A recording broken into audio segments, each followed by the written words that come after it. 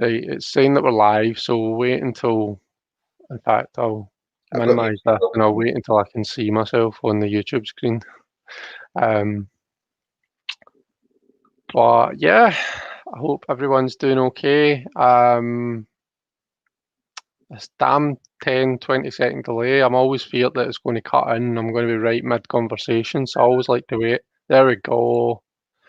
So, hey everyone, hope you're all doing okay. Happy New Year's Eve, or in Scotland we call it Hogmanay, or Hogmanay as Dan's just called it to me.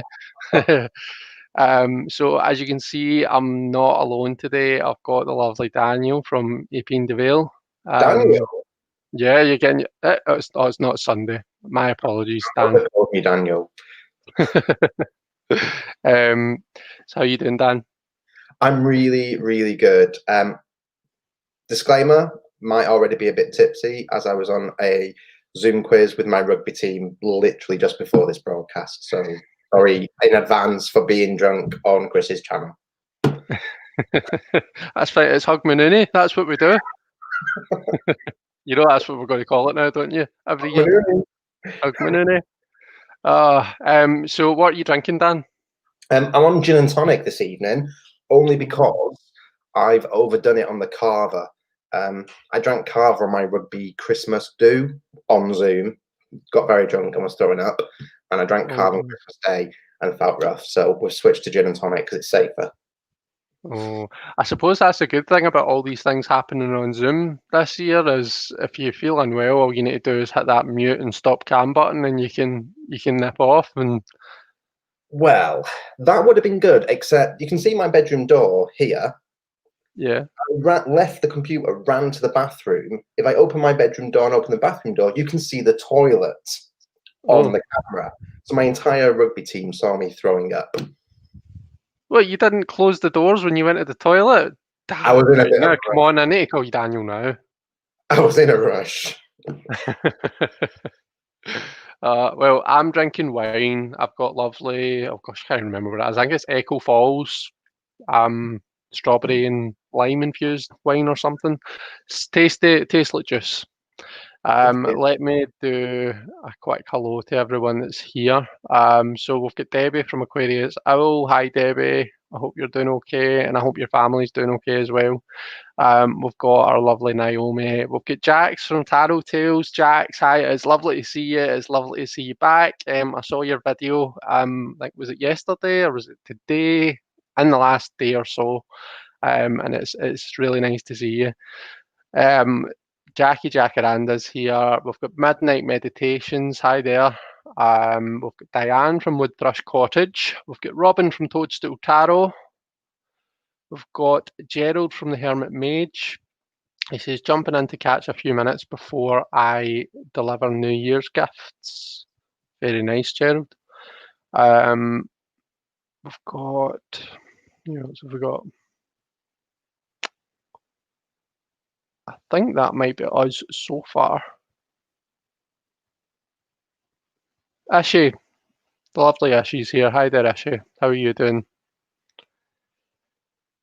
Susie's here. We've got Elle. Hi, Elle. How are you? And Neem. Dr. David. And I think that's us. So if I've missed anyone, then hello to you as well. Hope everyone's doing okay. So yeah, we were just saying like what we've got to drink. So yeah, Gerald said there that he's heading out soon to deliver New Year's gifts. So Gerald, is that something that you do every year? Is that a tradition for you?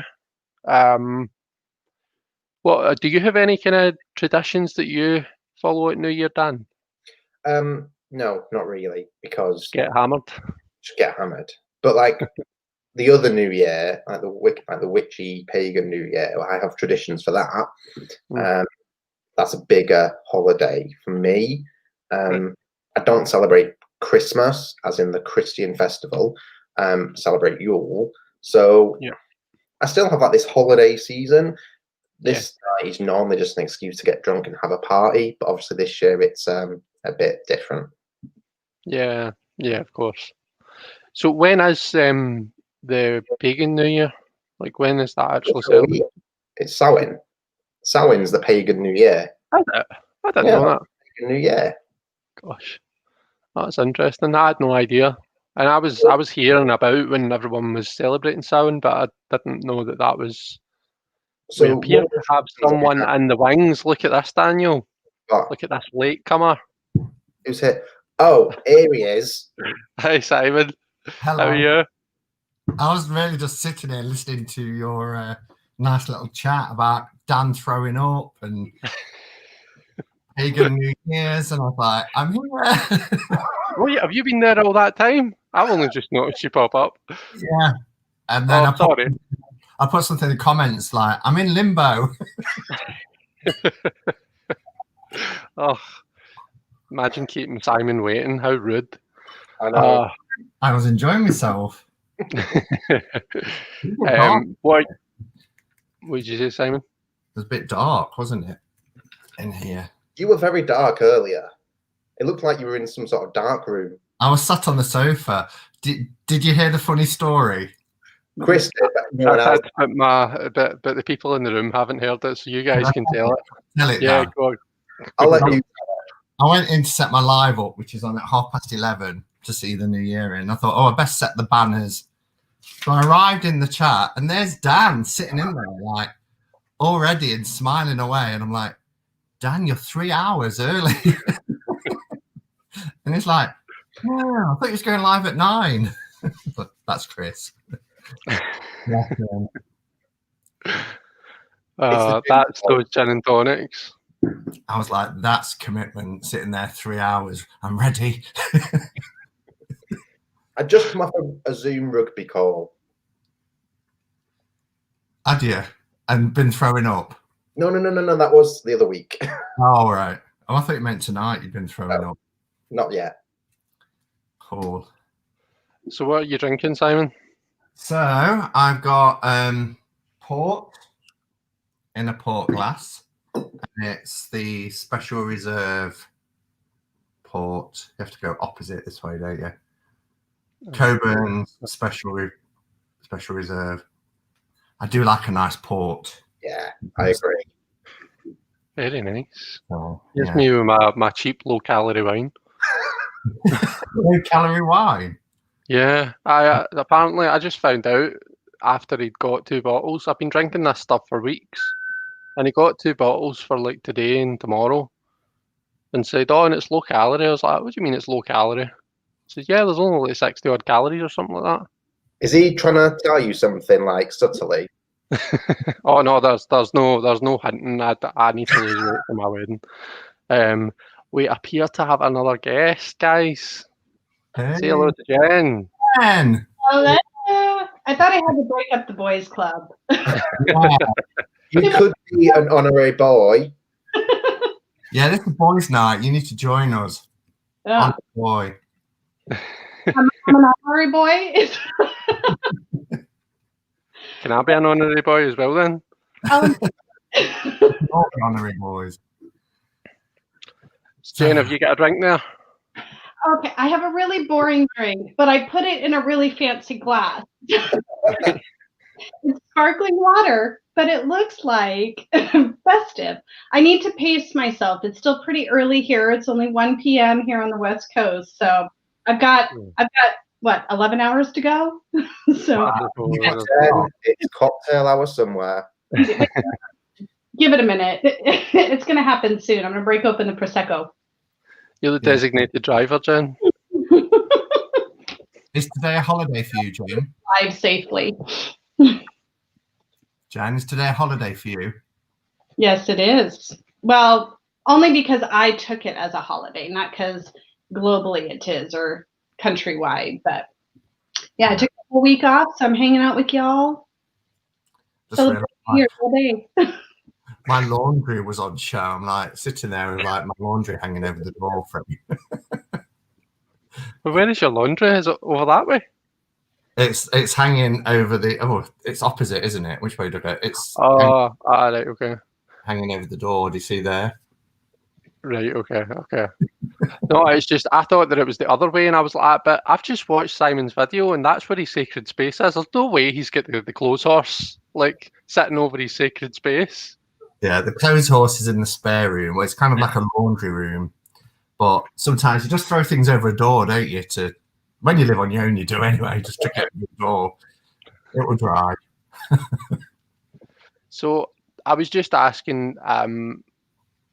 Dan was telling me I've just found out that Pagan New Year is actually at Samhain, which I didn't know. So I was asking Dan whether he kind of follows any New Year traditions. So what about you guys? Do you guys follow any? Do you do anything at New Year?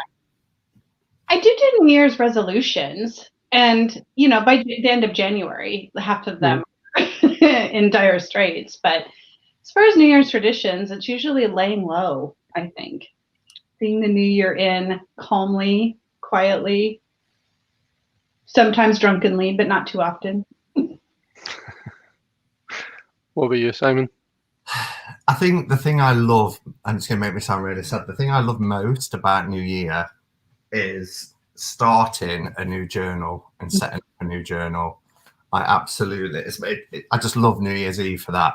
Because even though I started putting a few things in the other day, today I've set it up with like my ahead spread and all bits and bobs like that. But I love New Year's Eve for sitting down, lighting some candles, some incense, setting up my journal, planning out how I want it for the year, where my monthly cards are going to go, my weekly spreads, and all that sort of stuff. So yeah, I love doing that each year. So that's kind of a tradition. And then a nice breakfast on New Year's Day, because I don't bother with breakfast usually, but I always have one Christmas Day and New Year's Day, but not to the same scale as Christmas Day breakfast. So I've got a question for everybody. Talking about journals, the only thing that's in my tarot journal from 2020 is my card of the year. Where is it? Hang on, I'm going to get it, right? Because I made it look really fancy. Like, look, how fancy is that? Pretty fancy. Nicely done. Hang on, let me. So that was my card. Oh, God. Right, that was my card of the year. And I wrote some key phrases and stuff in it. Hang on, I can't do this backwards. This is hard. I wrote loads of stuff in it. So I wanted to ask you guys, my card of the year was the Chariot, and this has definitely been a Chariot year for me. Having to keep hold of the reins and keep control of all the chaos. What was your card of the year, and how did it pan out for the year for you guys? Let me bring this up back. Jen, do you want to go first? Sure. Mine was the Hanged Man, which is also really appropriate because that was also our last. Oh, look, I have it handy right here because this was our last tarot playdate card. And if you want to talk about having a year where your perspective gets turned upside down, you have to literally retreat into your home for most of the year. I don't think a card could, I don't think a year could have been more of a Hanged Man year. I had flips in perspective in my personal life, in what's going on in the world with everything that happened after George Floyd was murdered. Sorry for bringing that up, but it's an important event that happened this year. And then with COVID and everything, I mean, need I say more? It really was. And as I move into now a death year and a transformation year, it all feels very synchronous with what's happening in the world, in my life. Tarot's a thing, man. It really, really is. Yeah. But you, Simon? So interestingly, Jen, I'm moving into my Hanged Man year. So my Hanged Man year starts tomorrow. So I still haven't done the video yet. I keep meaning to do it, but life gets in the way. But last year, my card was Justice. So this was my 2020 card. And I can't remember where I spoke about this, but I spoke about it. It might have been in the Christmas catch up that I did with Jennifer Ball, but it was about, taking or accepting things that I can't change, just so the year was a really, really difficult year, and I had to look at things kind of objectively. So making the most out of the situation, and also whilst everything is turning to crap around me, having to look at the positive, or try and always find the positive. So the fact that Gaia was healing, we saw those pictures of China with no smog, and Blackpool Beach having blue water on its shores, which I've never seen in my life. And just having that acceptance of things that I can't change, but also having to look at both sides of the situation, which Justice talked about. And also in terms of looking at it from this vantage going back, because when we always talk about our year ahead, we always talk about what our hopes and desires are and our dreams and what we're going to focus on. But I think it's equally important when we get to the end of the year, as we start to think about, maybe this is a time now, or where we're going to have to look at the world from a completely different viewpoint, because it is going to be so different for so many of us. How does the year previous, how has it panned out, and what can we reflect on and learn from and take with us as we go into the next year? So I think both of these cards, and I guess that's pretty much why they're together in the Arcana, but you can really see that flow, can't you? And I think Jennifer Ball worked out that it's every 7 or 8 years they will flip. But mine's only just flipped because I didn't have the wheel the year before. I had the sun. So I've just come round into a new cycle as well. That was a bit of a long-winded waffle, wasn't it? No, that's okay. You've almost given me enough time to find my card of the year. Not quite though, because I never thought to get it out until like just last minute there. But yeah, so Dan, what year were you born, if you don't mind me asking? Because I had the Chariot as well. I was born in 80. I'm the same age as you. Are you the same age as me as well? We've got the same birthday. We're both the 1st of November, aren't we? I'm 83. You're 83. No, I'm Yeah. 88. He's younger, much younger. Right, now I'm doubting myself. I'm pretty sure that my card this year has been the Chariot. So the 1st of November, the 3 plus the 4. Yeah, the Chariot. I thought it was sound bad to myself. I'm sure I was born in 80. Yeah, of course it's the Chariot, because it's the 1st of November 2020. Yeah, of course. Yeah. Oh, what that. Just embarrassed myself. Yeah, I'm thinking the year that I was born, but that's not to do with it. Anyway. So you have the same birthday? You two have the same birthday? We've got the same birthday, but Dan was born in 83 and I'm born in 88. So, that's yeah. Right. That's like me and Jackie Jacaranda. We've got the same birthday, but there's 5 years difference between us. Oh, there you go. Between us as well. Yeah. Yeah, Chariot for me as well. And I mean, it really, really has been a total Chariot year. Like, I obviously found the tarot community this year. And see, when I say this, I need to kind of like say first, like I love my life and all that. Do you know what I mean? Like, I don't want to sound like I don't, but my life is very like non-magical, very mundane, very kind of pentacly. Like, do you know what I mean? Like, there's not much unconscious stuff that went on in my life, and then I found the tarot community, and like, does that make sense what I'm saying there? Yeah, so in like the Chariot, you've got like kind of the dark horse and the light horse, kind of like the pillars and the high priestess. It's about the conscious and the unconscious, active and passive, and all that kind of thing. And it's about like marrying those two things up. It's about, learning to kind of bring them into control together, get them pointing in the same direction, like singing from the same hymn sheet. And that has been my year this year. Do you know what I mean? My year this year has been about like still being present in my everyday life, but also kind of finding myself and all of this stuff that I'm doing. So yeah, the Chariot was very appropriate for me this year, and then coming into Strength next year, which obviously you'll be the same, Dan. Well, that is if you count 8 as Strength or Justice, but for me, I'm counting it as Strength, and strength is when you start to kind of, you know, the stuff that you hide or that you might be a wee bit ashamed of, or you know, you start to kind of let yourself shine. You start to let that stuff out and really be proud of yourself and stop kind of hiding in the shadows, kind of thing. So I'm looking forward to my strength year next year. So Cool. So what are you thinking about your card next year, Dan? Is strength going to be a good year for you, do you think?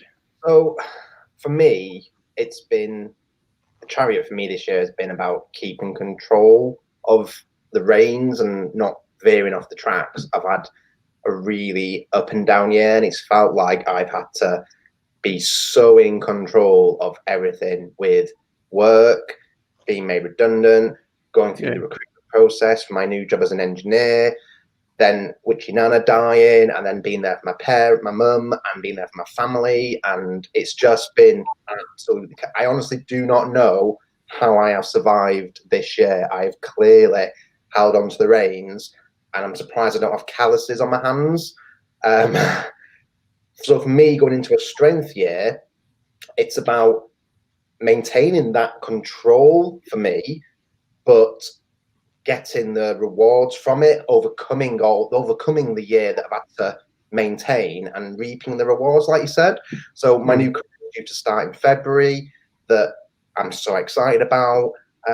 Rugby is becoming a big part of my life, even though we're now in another lockdown and I can't play. But I found this new community with rugby. So everything towards the end of this year, despite Witchy Nana passing, has all solidified around the control I've had to have. And it feels like I can finally go, oh, it's over. It's over. And I can now start to enjoy what's coming forward. But I know that I still have to have this element of control and strength throughout the coming year to enjoy. I can't let my foot off the gas, if that makes sense. But I'm not really explaining myself properly, am I? No, you are. No, you're fine. Yeah. I think, can I ask as well, because we often, as tarot readers, we often talk about, well, we'll interpret the cards, won't we? And we'll say, you know, I think that this is indicating this is coming, or this is what's happening now. This is how I'm seeing through the cards, the current world state. And then because as part of my daily practice, each night I do my reflections and looking back. And I then try and look at it from the opposite perspective. And I think I was kind of going there a few minutes ago, but lost my train of thought. One of the things I've really struggled with the Justice card, and I think it's because it's part of the essence of the Justice card, but it's also linked to my sort of Buddhist sort of studies as well, which is justice is all linked with karma and cause and effect. So the Justice card, looking back, indicates to me that I have to accept that I am where I am because I either did something or I didn't do something. Okay, when you're looking back. So the concept of justice in the position I'm in is I'm here because I either did something or I didn't do something. We're all in this position in our lives because we did something or we didn't. But then when you throw in something like a global pandemic that strips away, for the first time in our lives, a lot of our liberties, yes, we're still in control of how we react to it, how we deal with it, how we process it, choices that we make as a result of it. But I've been really kind of grappling how that fits in with that year from a Justice card perspective of karma, cause and effect and everything else. I think this is one of those times where the traditional names of the major arcana can sometimes be a barrier in our modern life. Like, it's not justice as in that justice of, you know, a courtroom, of punishment, of that type. It's more of causality and universal causality and the balance of the scales. So I think this is one of those situations, especially from your card looking back, where the traditional titles that were created however many years ago can sort of block our intuition almost, because justice is a particular word that automatically conjures a particular scenario or a particular scene where it's more like causality, cause and effect, and that balancing in the scales again. Does that make sense? But and that's exactly what I was saying. You know, I'm looking at it from the perspective of the justice, not as in, you know, somebody metering out justice or a courtroom situation, but justice on a, you know, on a kind of universal level in terms of, like you say, causality, but for every action there's a equal and opposite reaction. What you put out comes back. Every religion in the world talks about karma. They just don't use that word. You know, you reap what you sow, what goes around comes around, all that sort of stuff. But looking back over the year as a justice year, in essence, I have to kind of accept is the only word I can think of really, or come to terms with and accept that I'm exactly where I am now because I did something or I didn't do something. That's what it boils down to in its essence. Do you always think of justice as just you as an individual, or you as part of a greater collective of connected people, right, across the world? Because I feel like this year we've all been forced to sort of look beyond ourselves in everything that we're experiencing. It's very difficult, I think, in this year in particular, to think of ourselves not being connected to everybody, especially as we've been kind of faced with exploring how we connect with others, but then watching the impact of what this pandemic, us being forced to stay in our homes and off the roads, and seeing what that does to our global environment, but how we have to relate to everyone else. So maybe this year, justice wasn't just about what you and you've done, but what you as part of a collective have done or have not done. And maybe we're all sharing that responsibility with you, and you're not really alone in that. Yeah, I totally get that. And, you know, again, another Buddhist concept is there is no I, you know, Right. There is no I. We are all, Chris, you and I was talking about this yesterday, weren't we? About the goldfish and the water and how everything's interconnected. Yeah. And Idrid's Web, is that what you called it? Idrid's Web, yeah. So that's where it's an old fable and you can Google it, but there's a web, and at every joining point of the web, there is a jewel. And if you move one jewel, it sparkles and it reflects off every jewel. So this huge web is what we are, and we're all jewels interconnected in this web. And when one of us changes, everybody changes. And that's the concept of self and the environment, that we are all connected. So I get that, but also we have to also accept that we have to play our part in that web for the greater good, for everybody else, rather than relying on everybody else to do it for us. We're all actively doing our own human kind of revolution. But yeah, so I get what you're saying, but also we have to accept that we are where we are because of what we've done. Yeah, we can't take the responsibility off of us and say, oh, well, that was the rest of the world, not me. Right? We have to take ownership, and every single person has to do that if they're going to get out of a space of feeling out of control. Yeah. I think though there are certain things, so like obviously like justice is a really significant card this year because it makes you think of like various things that have happened this year, make you think of like not justice as a justice system, but justice is like a set of principles that everyone kind of signs up to. Do you know what I mean? And lives to. That's the way I think about justice. And it kind of makes you think, you know, that what we can do for the better and for the worse, you know, as a justice system. But the other thing is like the card that comes before justice is the Wheel of Fortune. Do you know what I mean? That goddess Fortuna. And the message, the lesson in that card is that, you know, you can be a king, you can be on the top of the world. You're never going to be able to control everything. Do you know what I mean? goddess Fortuna will come along at some point as you turn that wheel. You will have your times at the top of the wheel. You'll have your times getting crushed right down at the bottom.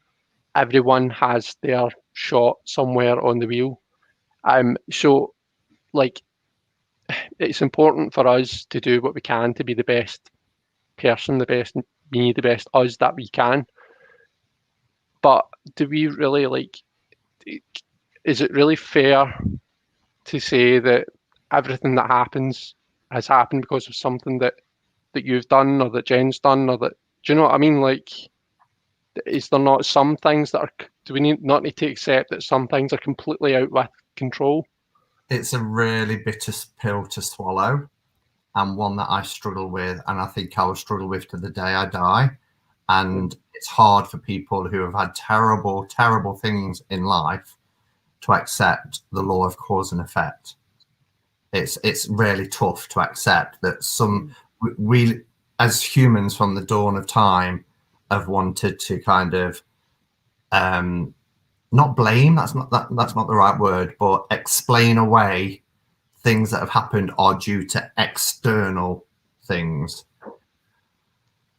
Again, if you then believe in cause and effect and karma, that it doesn't tie in that well with that. You know, we have to kind of have to look at why things are happening, and whether from that point forward, because we've only ever got the present moment, remember, is first how are we going to respond and react, and then how we're going to move forward with it.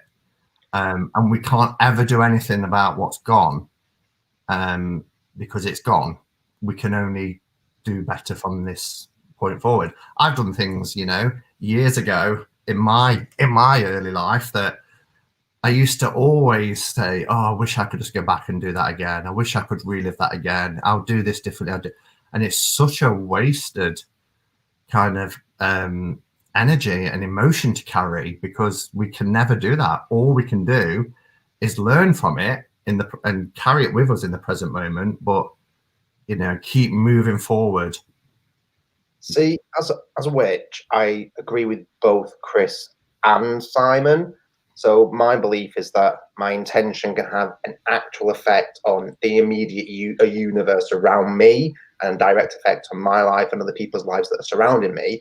But you still have chaos theory, where a butterfly flaps its wings in Rio de Janeiro and there's a typhoon in China. You know, that is part of the world that we live in and inhabit. So I think I can control my immediate sphere as much as possible, but there will always be those external influences that come in that you can't predict, you can't control, and that's when you've got to sort of ride the wave. And my year this year has taught me to ride that wave, to ride that chariot. So I'm sort of agree with both Chris and Simon on this. And I don't think either is mutually exclusive. I think there's a melding across both. Do you know what I mean? Because, you know, in a fantastic Buddhist book is The Buddha in Your Mirror, and it starts off with the chaos theory. That's how the book starts, and it explains it from a Buddhist perspective, how we're still responsible. But I don't know. The reason why I raised it is because we sit here and I see it over and over again, and there's nothing wrong with it. As tarot readers, we talk about how the cards played out for us, but I think it's quite refreshing sometimes to say, do you know what? I've really struggled with this card, and I really want, you know, other people's inputs and things. And whilst I could say about the whole sort of objective thinking, better communication with people, acceptance of things that are outside of my control, because I'm in the present moment now, I still really kind of struggle with the justice card, from the concept of everything that had been happening and what I can do about it. Because in times like this, we feel really disempowered, don't we? But maybe that's also how justice has played out for you, is it has inspired these thoughts and these considerations, and you thinking about your place in the world and how what you've done is affected. So maybe in a way that is you bringing justice to fruition, just by tackling those issues for yourself. So, did anybody else struggle with their cards? Anything with their cards that you like? Actually, Mine beat me over the head, so I think I'm good. I'm like, nah, mine were fine. Perfect sense for the year. These chariot guys, they've got it. They're like, yeah, it's fine. It wasn't easy. What you're saying. Oh, sorry, Dan. I was just saying it's interesting, Simon. See what you're saying about like we'll get the present moment and looking back and looking forward. That makes me think of the Hanged Man, and it makes me think of the Hanged Man because of Odin. Odin is quite a popular depiction of the Hanged Man, and Odin is quite often depicted with his two ravens. And that I think I might have mentioned it when we were live together, Simon, because there was a card in that deck that that had the two ravens in it. The two ravens being thought and memory, and for me that's like a kind of very kind of logical, analytical process of looking at where you are now, looking at what's happened in the past to have got you there, and looking at what actions you're taking and where that's going to lead you. Do you know what I mean? So it's interesting that you're saying that now that you're coming into a Hanged Man year to me, but then I suppose that's just the way I look at that.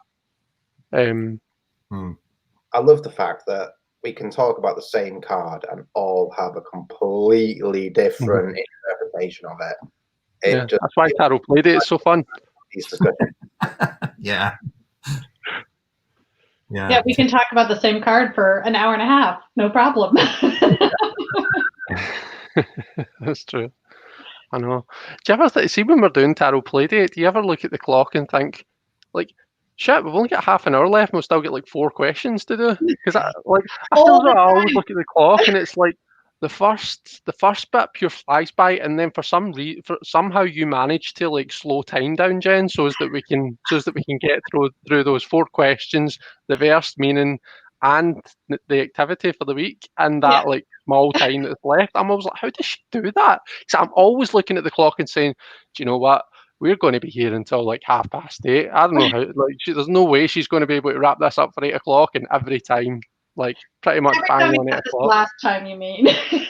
we were nearly 30 minutes over. But somebody said we made up for it because the previous week I had to cut it short for Queen Offset Live. And I was like, yeah, so we averaged out. We're still good. So I got to bring it back. I lost track of and control of time, apparently. Neem says Jen is balanced. I try desperately. Cool. So what do you guys think about your cards moving into the next year? I know you guys have probably talked about this on various other lives. Is there anything else you wanted to? So you said, Chris, you're moving into, Chris and Dan, you guys are both moving into a strength year. Yeah, strength from me. Yeah. I guess we kind of covered it already. I'm still thinking about my death card. I think it's chewing away at the back of my brain here. How do you feel about getting the death card? It's very. I've been getting that card a lot lately. I've done some real heavy readings with a friend of mine. I had a professional reading done, and actually I don't think that one came up, but some other cards around it sort of came up. And this really is, I think, going to be a very transformative year for me personally in many ways. And I think that's really kind of perfect coming out of the Hangman. I have a lot of old, tough work that I'm doing that I think is really going to allow me to put a lot of the past behind me and really transform and focus on a new direction and a new path. And I'm really actually looking forward to it. You know, I resonate a lot. People have heard me say this before, like with the Phoenix, this idea of sort of, you know, burning it all down and rising up from the ashes and kind of getting to start anew. And I have a lot of hope for this year. I say that every year, and I was very wrong about this last year, but I do have a lot of hope for this year. So I see it as an opportunity to let a lot of the old stuff go and redirect in a real positive, as much as possible way, but if not positive, at least that will allow for personal growth. Have you seen Neem's question, Chris? Yeah, I'm hovering over it. I'm conscious, like I can click on it, but it covers you. Oh no, it doesn't cover you up. It moves us all. Oh, look at that. Yeah. So if you had to pick one suit all the way from ace to king, which suit do you think best describes your 2020? I'm going to need loads of time to think about that, so I'll tactically make myself go last. So Dan, what do you think? Okay, so we'll start with the suit first because that's the easiest one. It's definitely been a cups year for me. The emotions of this year have been like, again, bring it back to the chariot, like riding the river rapids, talking about water suits, riding down these river rapids and dodging the rocks all the way through the year. There's been some amazing highs emotionally and some crushing lows. I spoke about Witchy Nana when she passed away. The one woman who has guided me throughout my entire life, just stepping through the veil. It was a hard October, very hard in October. And you may have noticed I've not been on YouTube really since then. And confession time, I've not really consulted the tarot since then. On Samhain, me, my housemate, and his partner, who's moved in with us, we did a seance in the evening, and I was not there. I was not connected because I was thinking, is Witchy? Part of me wanted Witchy Nana to come through. Part of me didn't want her to come through because she'd only just died. It was like all these weird emotions. So, which card would best describe that from the cup suit then? No, I don't think she's asking for a particular card. I think what she's saying is what suit, what the journey of what suit. In that case, it's describes definitely cups. Yeah, the emotions this year have been. And I'm a Scorpio anyway. I'm a typical water sign. I feel my emotions deeply.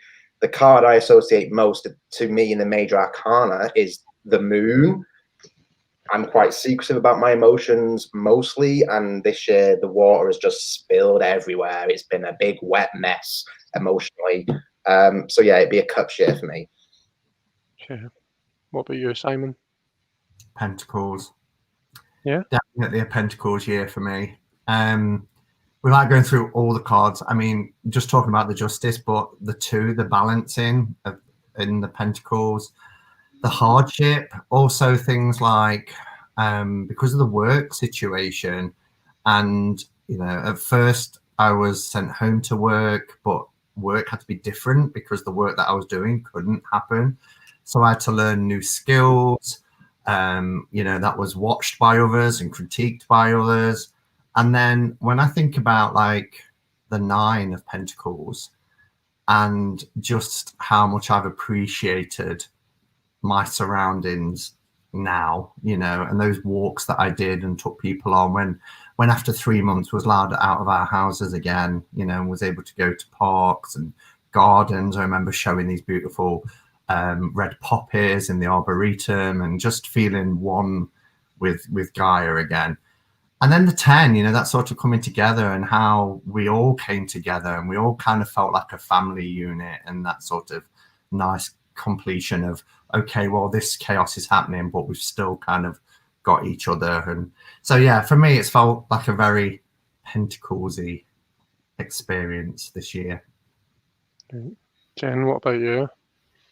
So I'm sitting here vacillating back and forth. It's either wines, sure, wands or pentacles. And if I were to listen to the tarot, I've had a lot of pentacles come up this year, especially kind of as we landed towards the end of the year. But I went through a lot of the same thing, like 2 of Pentacles. Jen's Balance Tarot it's named that for a reason. That's a thing that I'm constantly sort of striving to do. I had times when I felt like I was really connected with other people, like in collaborating, like in the 3.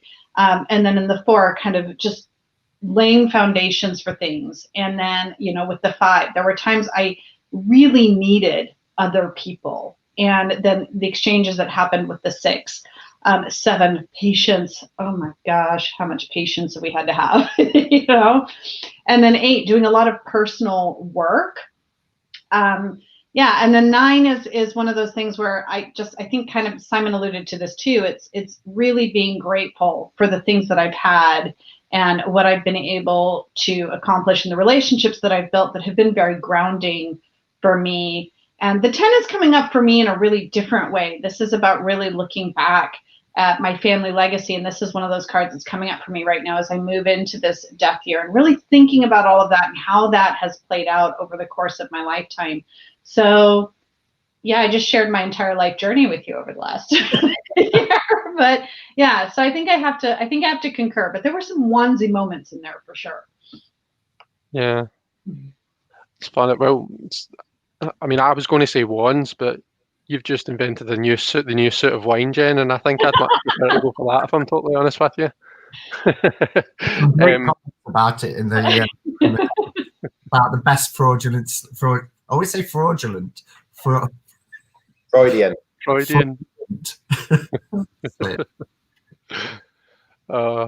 Yeah, wands for me, probably fire. To be honest, like stepping into this community and being a part of this community, starting a channel and, you know, doing this kind of stuff with, you know, people like you guys, it's by far been the biggest thing that I've done this year. Do you know what I mean? You guys have been my lifesaver portal to the outside world. Do you know, call it what you will. And it's been it just feels like it's been. No, the thing is, I don't feel as though I've made it all the way through the ones. Do you know what I mean? I'm probably not even halfway through. You know, so that's why I'm struggling to answer that question, because I'm like, well, I don't feel as though I'm up at a 10 or a king. Do you know what I mean? I feel as though I'm more like at a 3, maybe like kind of tiptoeing onto a 4 type position. You know. So yeah, but wands is probably the most appropriate one that I would pick out of them. By the way, I'm conscious that my internet might not be the best, because when you guys are speaking, I'm getting wee glitches and it's just wee shakes. But I think it's me because it's happening with all 3 of you on my screen. So if I disappear, I've not just upped and left yous on purpose. It's just my internet. And I'll be back if it does happen. But anyway, yeah, just wanted to say that. Sue has asked, which is actually a really good question. It's not something that I'd really thought about, but when you look at your 2021 card, do you consider the reverse meanings as well? I don't do reversals.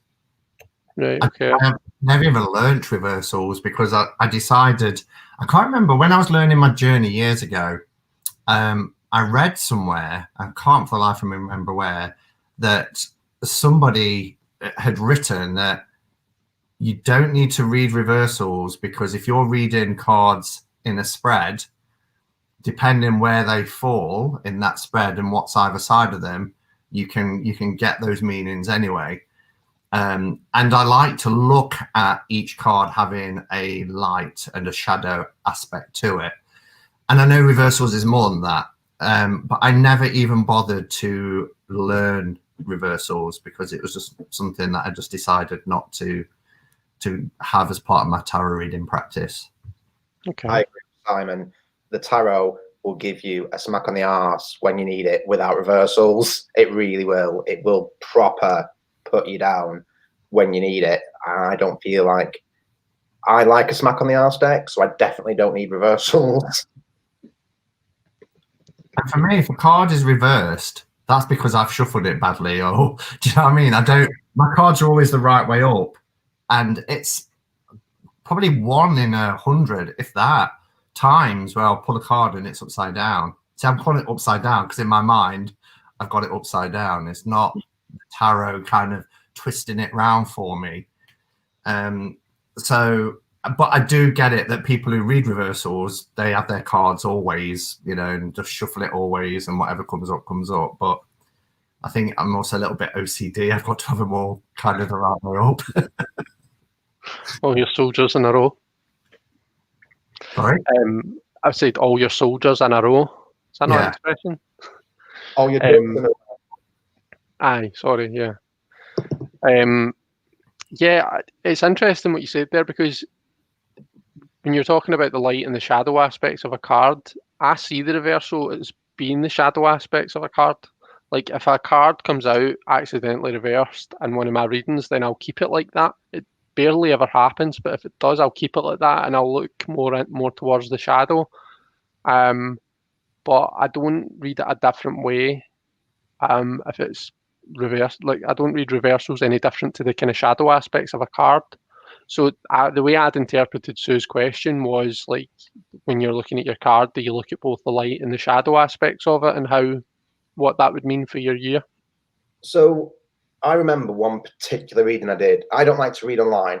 I like to read in person, and I read for people very rarely. But I read for this person when I was at Flint House, police hospital. This was going back. I remember that. And she had a card. I told you about this, Sam, didn't I? She had a card, and it was the Three of Cups, which is a joyous, wonderful, beautiful card. But because I like to read intuitively, I was overcome by feelings of grief in that card, which is not a meaning that's associated with that card. And when I talked with her about it afterwards, and I was talking about these amazing times that she had with these people who were so close, she told me about this group of friends and that she was the only one left and the others had died. And the fact that I picked up on that grief, that almost shadow aspect of that card, despite it not being reversed, she said it was very profound. So every single card, if you read intuitively like I do, always has shadow under it that can come to the surface for me. Yeah, I think you can feel it when you need to bring in those other elements of the cards. And a lot of times it's in the context of the question or the position, or sometimes you're just like, I just know that this is telling me something. You know, it's like if I look at now my card for 2021 and death, right? That's already a pretty intense card as it is. And I feel like the light and the shadow are really intertwined in that card in particular. But if I were to say, okay, what do I need to be cautious of rather than what I need to embrace, it would be not resisting the change that's coming, really allowing myself to go with that transformation. So there, I could bring in that element to help me further embrace that card in the year that's coming ahead, I think. Yeah. Okay. It's really good comments as well, isn't there, from people and how they kind of view reversals. Mm-hmm. Yeah, so I'm just scrolling down. I'm really not efficient at reading comments and listening at the same time. I've got a terrible multitasking brain, so I have. Basically a tarot talk show going on. Naomi has asked, what do you see for your channels in 2021?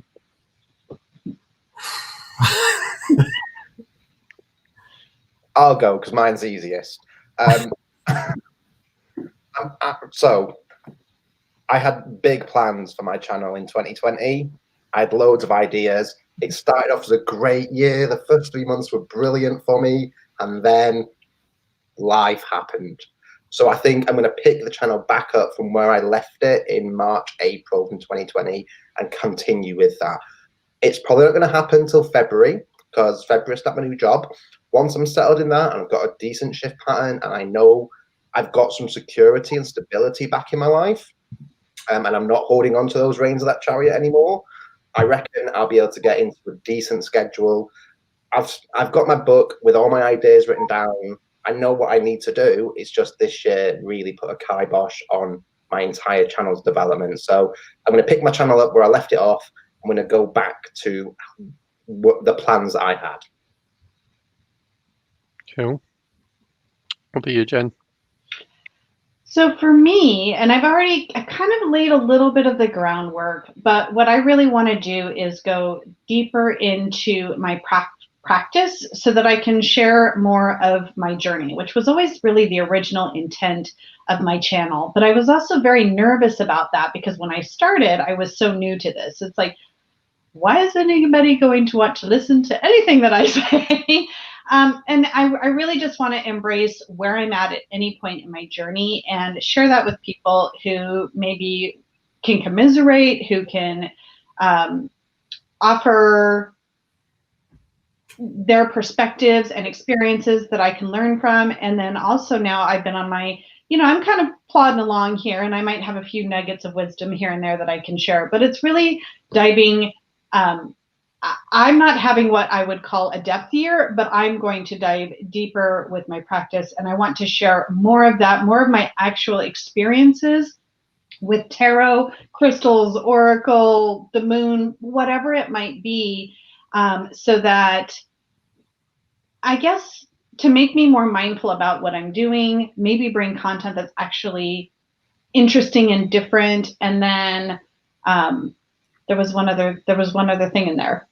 There's some good reason for that. But yeah, so diving a little deeper and sharing more of that journey. I think if this year's taught us anything, it's like the impact that sharing your journey can have that you maybe don't even foresee. Do you know what I mean? Simon, did you even think when you started doing like Quarantine Stream that it was going to have? I mean, we've seen some of the feedback that you've gotten for that, how it's really kind of helped people through this shitstorm. Like, I don't think I've done anything in 4 years that's had as much impact as Quarantine Stream in terms of the feedback that I've had, and it's overwhelming. You know, messages, emails. It's been wonderful. You know, and people have shared some really personal stuff with me about, you know, where they were at the time and how the Quarantine Streams, you know, really helped them and gave them something to look forward to each day when they felt, you know, that life was so bleak. And that's no exaggeration. You know, some of the stories that have been shared with me.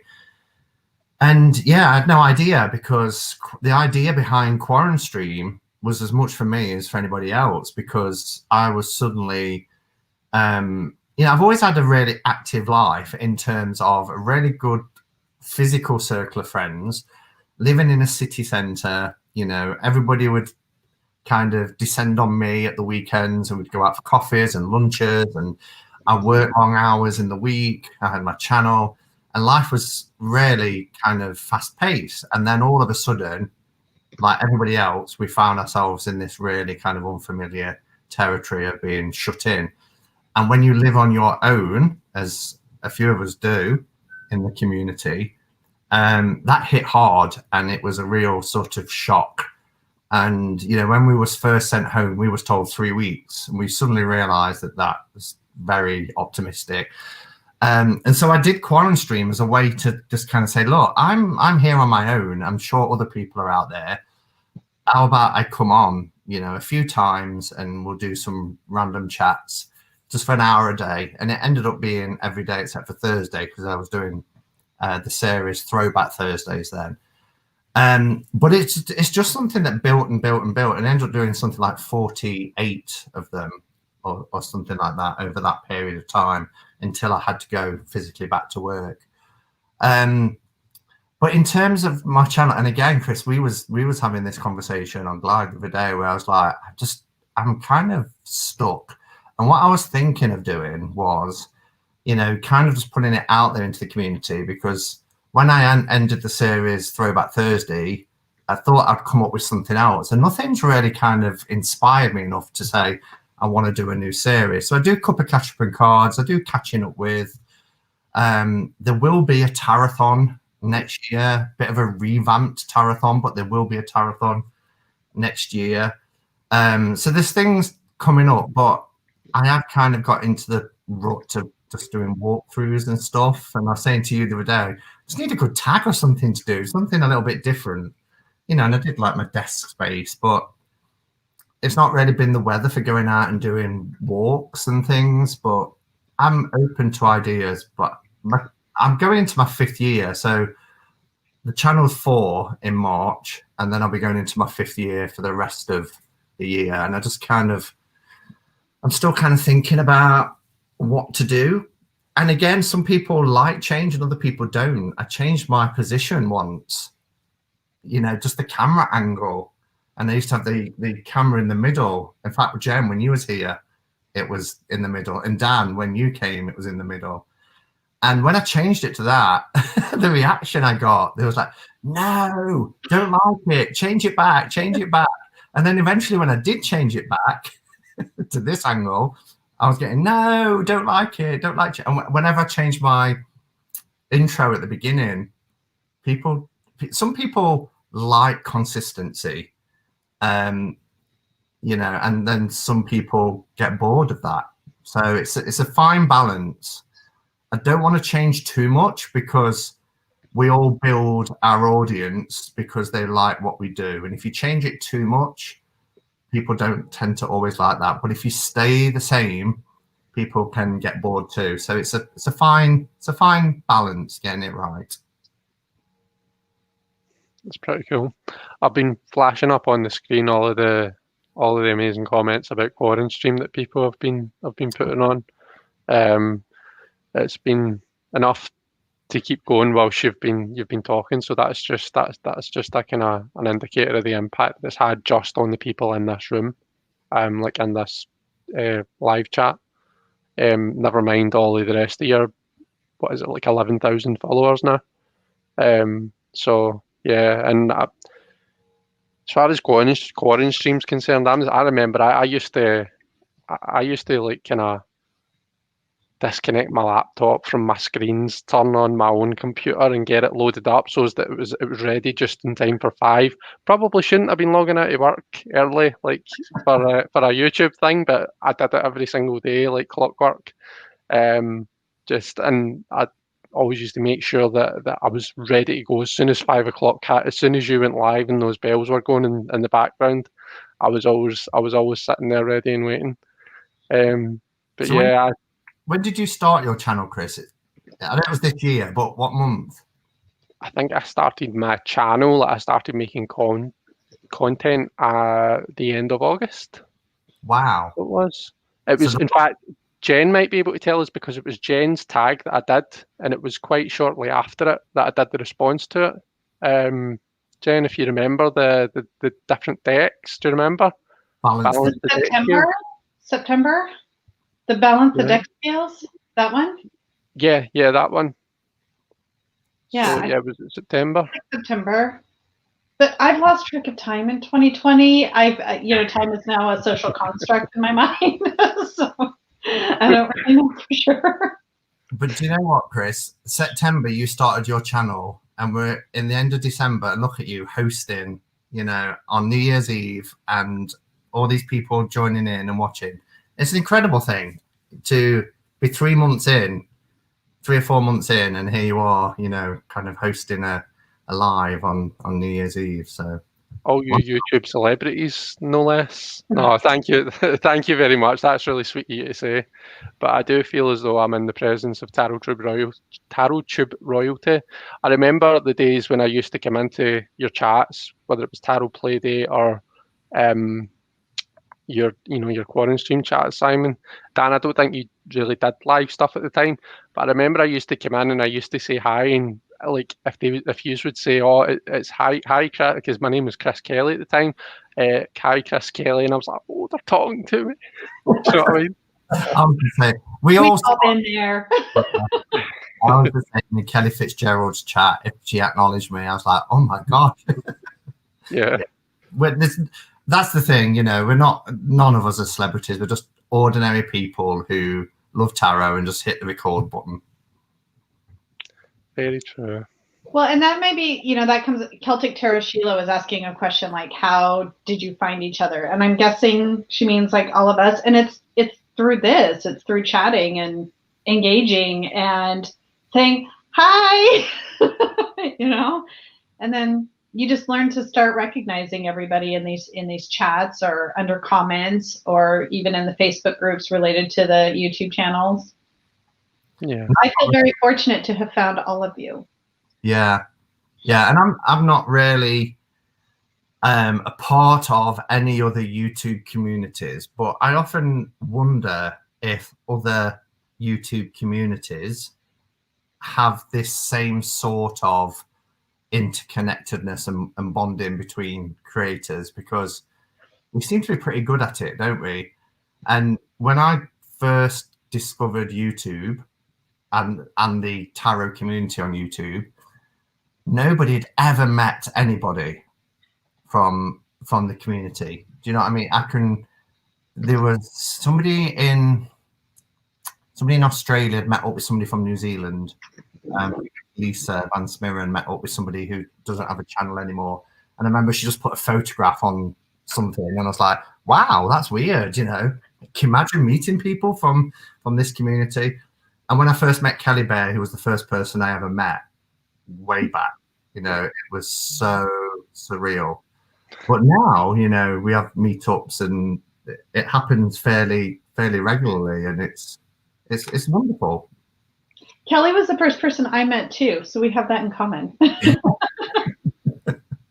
I never ever thought of starting a YouTube channel until Simon sort of nudged me towards it. I was one of those lurkers like everyone else was at the start, but it was your fault, Simon, that prompted me to get onto YouTube. And I think one of my most watched videos was the Sacred Feminine versus the Divine Masculine one. Which I was so worried about doing. Like, honestly, you cannot believe the nerves I had doing that video. I thought I was going to alienate the entire community. But Simon said, you know, create a channel. You've got a unique perspective. And then one day my perspective decided to come out of my mouth. And people appeared to like it. And that's what I need to do, more of that sort of stuff. Like my views and opinions, which is a bad word, on these topics that can divide our community and try and marry them together. But it's all your fault, Simon. It was all your fault. I just think, and I still swear by it, if you are your authentic self and you just go on and be your authentic self, like attracts like, and you will build your community because people see you for who you are. And, you know, I'm lucky because, you know, I've met lots of people in the community. So I know they are who they are. And with you, Dan, when I met you, you didn't have a channel. No. I still remember the day you sent me a message, you know, back in 2018, and you sent me a message, and it was around the time we shared that story. You know, you was at that police Flint House. Yeah. And you was messaging me from your room, and you was like, right, I'm going to go down to the bar now. And then you came back and said, I've just had this amazing experience. And we started chatting, and then I was doing the tour around the UK, and you was like, I'm down in this area. And we met up and we went to Stonehenge and everything else. And you was telling me about your life, you know, and how witchcraft had just been a part of your whole life, and you knew nothing else. You know, it was just second nature to you. And you were the first male witch, identifying witch, that I'd ever met and spoken to. And I'm like, I don't know anybody else on YouTube who's a male witch, you know, and into divination and everything else. So that's why I was encouraging you, because I'm like, you've got a voice, you know, you've got a voice, use it. Plus, you was used to being on TV. You was followed around TV cameras for 3 months. So you was a mini celebrity anyway. That's true. See, what you were saying about, you don't know if there's any other YouTube communities that are quite like this one. Like, obviously I'm not a member of every single YouTube community, so I don't know. But what I do know is that, so I follow channels to do with snakes, because I've got pet snakes. Mm-hmm. And like one of the channels that I follow has got over 1 million subscribers, but they don't have anything like they don't really do, I don't think it's lives are really a thing that they do, and when they do, the chat scrolls so fast, do you know what I mean, that there's not any time for any bonding or camaraderie or anything like that, just because it's like you're kind of picking out random comments and just responding to them. And I also know that Sandy's like a gamer, right? And he said to me, like, one of the times they clocked how many kind of people were in one of my lives, and he was like, "Oh my God, you've got like 20 people in your live." I was like, "Yeah," I was like, "That's nothing. Simon gets like 100, over 100." And he was like, he says like he knows of gaming channels that stream games live on YouTube. Again, lots, like probably millions of followers, but like they get like 2, maybe 3 people in their lives watching their kind of live streaming. So I think it's like, it's almost like a different beast. Do you know what I mean? And I would imagine there's a lot of different kind of like segments of the YouTube community that are the same. Do you know what I mean? It's different. It just doesn't kind of have the same opportunity to bond in the same camaraderie and stuff. So I think we have got quite a unique community. So I do. And tarot's quite niche, isn't it? So, Yeah. you know, snakes, you know, there's going to be lots of people who have, who keep snakes, and, you know, the colouring community or the knitting community, they're huge, and baking, cake making, all that sort of stuff is huge. Makeup is another one that's got, you know, you have a makeup channel and you can be sky high, but tarot is very sort of niche and not as mainstream as we think it is, you know. I like our little corner of the world, though. I have to say, It's great, isn't it? It's just right. It's like the Goldilocks sort of is of YouTube. It's like there's not so many people that you don't know what's happening, and there's not so little people that you just don't meet anyone. It's just right, I think. And I really would want 1 million subscribers and having the chat, because I struggle with the chat anyway. But I really wouldn't want. Oh, you're a pro. Give me peace. Where it's just streaming, and you can't interact with people, because the biggest blessing for me out of the last 4 years is the people I've connected with. And if I lost that, I think the spark would go out of it. Totally would go out of it. Do you know what? Being here with you guys tonight, it's reigniting that fire that I've lost these last few months. It's reminded me that we are a community, and yeah, I've stepped back the past few months because of everything that's gone on, but it seems like that was a silly thing to do now, and I should have just stayed with you guys. And does that make sense?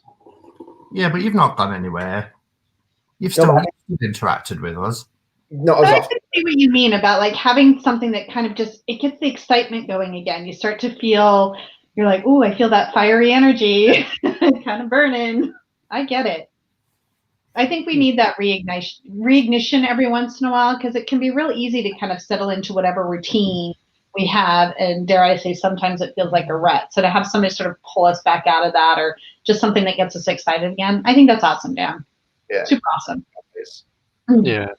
And I think like there's a tendency to put pressure on ourselves. Like if we're not making content and putting loads of stuff out there, then we feel like we're not there. But well, you're perfect proof of that, Dan, because you are. I've definitely felt your presence over the last couple of months, whether you feel as though you've been here or not. Do you know what I mean? You're more often than not, you're there in chats, or at least I've thought you've been. Like we've kept in touch, so definitely. I mean that. Yeah, you're not going anywhere. Not without a wooden stake and some silver bullets, Dan. It's not. He's got his room paid for at Glastonbury. I am so excited. I swear to God, Simon, you better not snore, or else we're going to fall out. I don't think I snore. Becca tried to make out that I snore, but it was rarely Becca. How would you know, Simon? How would you know? I don't want to reveal too much, but you know, I've not always slept alone, Jen. Oh, sorry. My bad. I admit, I don't know if I snore these days. You know, it's been so I'm not throwing any stones in my glass house, I promise. I talk in my sleep, just so you know. Oh, great. What kind of things do you talk about? Because there's been times when Sandy's spoken his sleep, and I'm sure I have as well. And it's freaky. It's been a while since anyone's shared my bed, which is really depressing. We're about to go down a very dangerous road. But it's mostly somebody pull us out of this trench, please. Mumble. I've occasionally sat up and like mumbled and then gone back to sleep. Yeah. Are you coming to Glastonbury, Chris? I don't know, to be honest with you, is the truthful answer. Do I want to? Yep, absolutely. Like, you know, if it was a simple, if we didn't have everything that's going on to consider, then it would be an absolute yes. But obviously, like the way things have been, like my wedding's been put back to the 8th of January 22, you know, and like that's because we're not sure. We're not even sure whether we're going to be able to go ahead and have the full wedding then, you know, but we really need to wait and see what happens. So I really, really do want to, but it's a kind of very much need to wait and see. I hope you can. It'll be me too. awesome to meet you because Jen's got her room booked as well, and yeah, it'll just be really cool to hang out with you in person. I'm not sure I Yeah. can take a disappointment 2 years in a row. It just might be more than I can take. Yeah, that was disappointing last year. Gutting. Yeah. Oh, that's right. You ask 2020, of course. Mhm. But yeah, oh, gosh, now I feel bad because if Jen's already got a room booked and I can't even commit to saying, yeah, I'll come, then how bad do I look? I mean, I'm coming from Seattle, just saying. I mean, if it helps put a little pressure on just enough to get you there, Chris, I can do that. And you Yeah. drive, don't you, Chris? I do, but there's no way I'm driving down. There's that'd be absolutely no way. Grieve, you'd fly from Glasgow, wouldn't you? You'd fly Yeah. to Bristol, and then if you flew to Bristol, I would pick you up in Bristol on my way down. Oh, thank you, Dan. Yeah.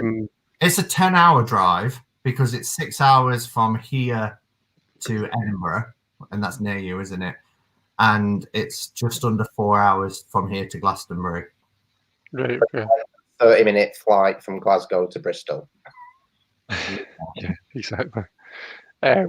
Yeah, no, I've only been driving since the beginning of 2018. And I'm really not very good at driving places, like roads that I don't know. Like, really, really bad at it. I'm terrible, like, kind of nervous about driving in roads I don't know. I do, but when I went on my tour, I hired a car. I hadn't driven for 12 years. Hired a car in Scotland, so. Jeez, so do you not like have a car, Simon, like that you use every day? I do now, but I didn't until 2018 for this job now. Because I lived in the city centre, it's expensive to park here, and Right. tell you, how much did it cost you, Jen, to park for 2 days? Oh no. £5. I don't remember, but it was worth it. That's what matters.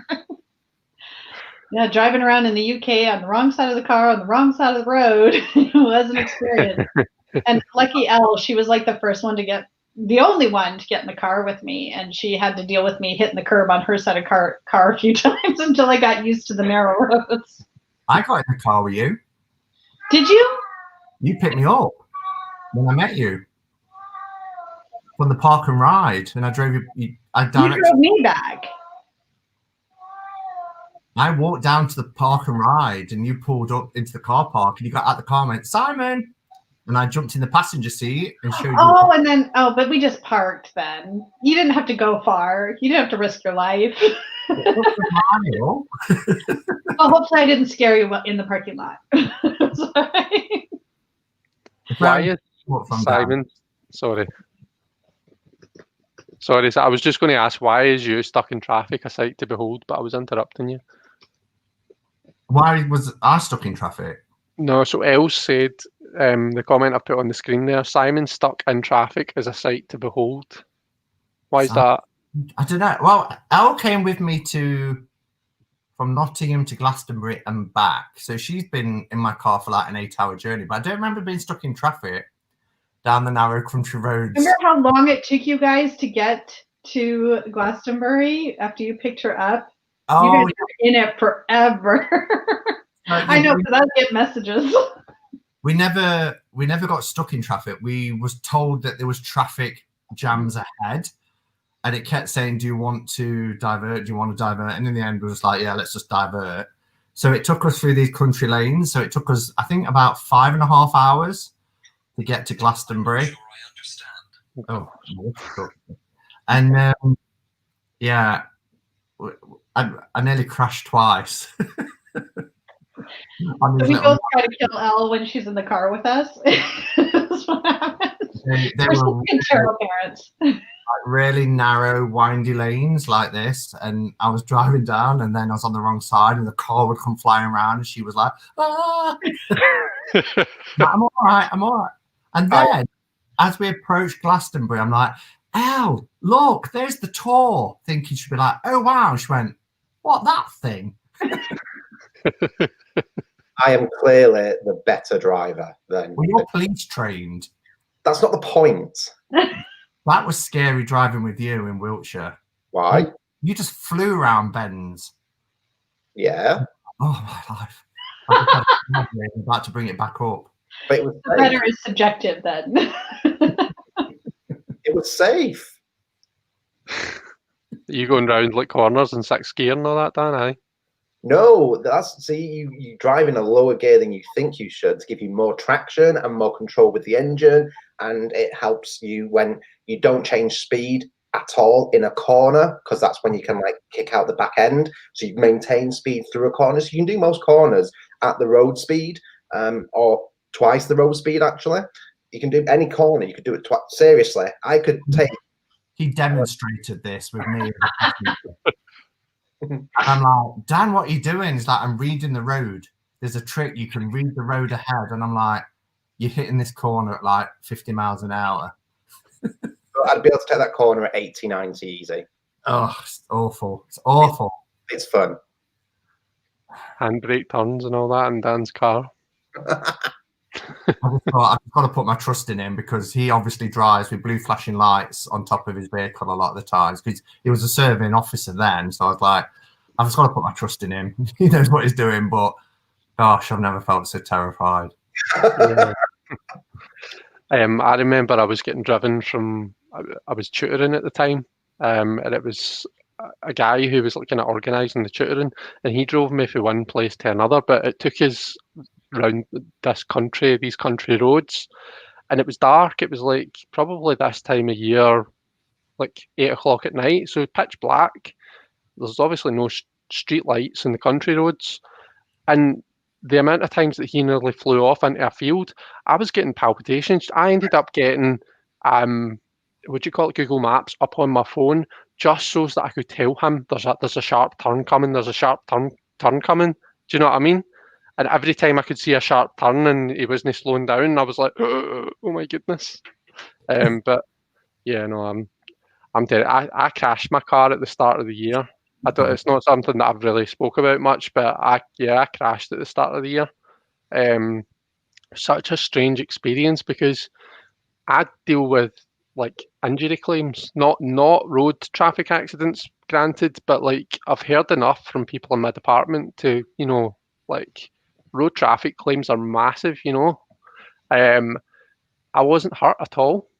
And I was going down I was coming up at like a dual carriageway or something, so I was probably going about 50 mile an hour, and I found myself in an exit lane, but I didn't realise it was an exit lane. It's one of these ones that twists all the way around. So if you can imagine, I'm coming round this twist at like 50 miles an hour when you're meant to be going at about maybe 20. So yeah, my car basically spun around and I kind of crashed into, I think it was like a utility box or something, but I wasn't hurt in the slightest. I was shaking up like really, really bad, but I wasn't hurt. And I was like, I just remember thinking like, why am I not hurt? Like, why can I walk about fine? And what's going on here? What's wrong?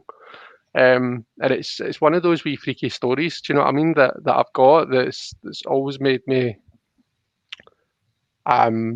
just be something in the back of my mind saying, was there something or someone watching out for me or something like that? Do you know what I mean? And nothing coming in the opposite direction, with it being an exit lane. No, there was nothing, because it was like an exit onto like an industrial type road, so it was. And do you know, like, so I hit this thing and my car spun and came to a stop, and there was a guy there, like some sort of worky guy in like what do you call it, high vis like clothing. It felt as though he was there waiting for me. Do you know what I mean? He was there, he came over, he made sure I was okay. I says, I'm fine. I says, I'm worried about my car. The engine's, it's as if there's smoke. I'm scared it's going to blow up. And he says, have you turned the engine off? And I was like, oh no, oh, shit, I should probably do that. So I did that. And then he went to because where my car had stopped, like if anyone was coming around that turn, they would have been liable to hit my car. Do you know what I mean? They could well have hit it. So he was basically at the exit, telling people to slow down and make sure. So it was just so surreal that I was in this like kind of quite a what felt like a big accident. I was fine. I wasn't physically injured at all, and there was like, it's as if there was this guy just there waiting. I don't even know what he was doing there. Do you know what I mean?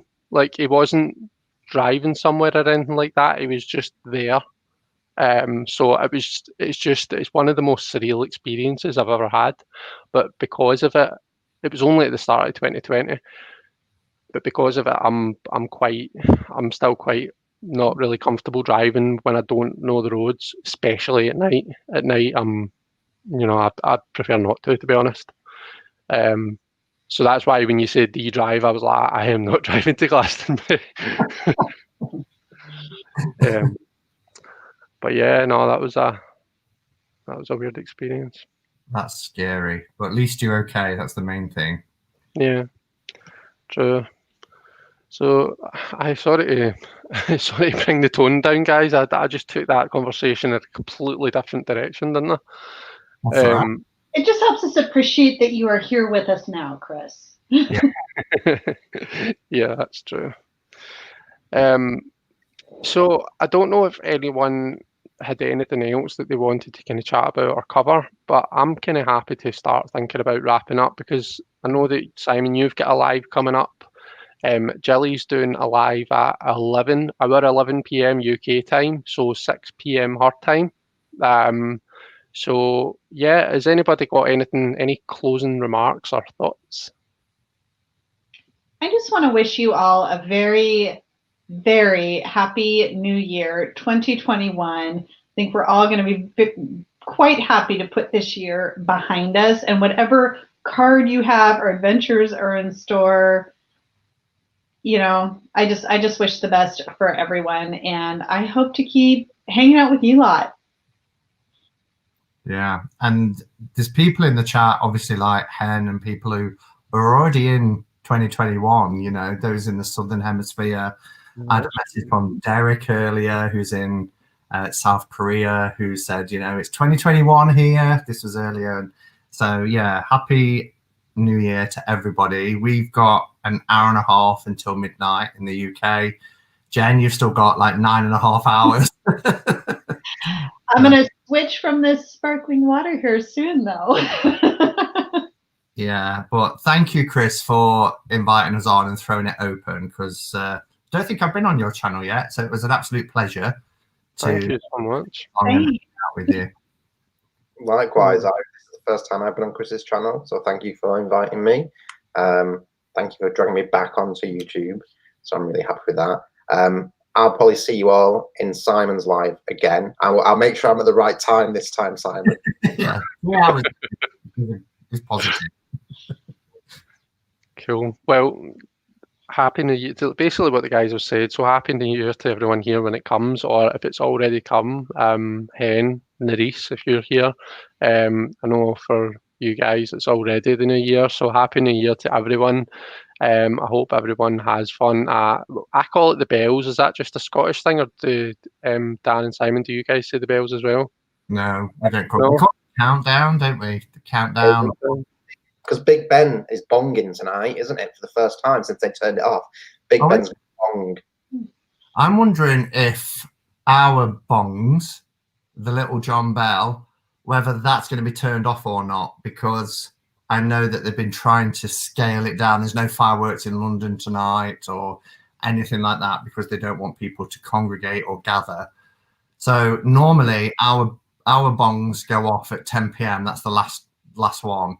But on New Year's Eve, they leave it till midnight, and I'm wondering if they will or not. I'm hoping they will, because this is the first time ever I'd have done a live through midnight, because I'm normally otherwise partying. So I was going to have the windows open, but if it doesn't, it'll be a bit of an anticlimax. Put Big Ben on the TV because they've turned the bells back on for that. Noted. Cool. Oh well, whatever you're doing at the time, I hope everyone's having a good time when the new year comes round. Thank you all so much for coming on with me. It really means a lot that I've made great friends like you guys and that you have come on with me. Not quite to celebrate the bells, but to get us warmed up, I guess. That's right. This is pre-funk. Yeah, to get that glass of sparkling water in you, Jen, in preparation. That's right. Cool. Okay, guys. Well, thanks again.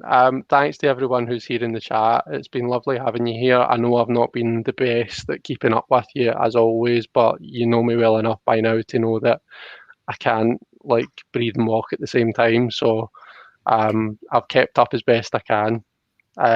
But thank you all so much for being here. And yeah, I'll love you and leave you there. Everyone, have a good time tonight and take care. Happy New Year. Chris. Yeah. Bye. Bye.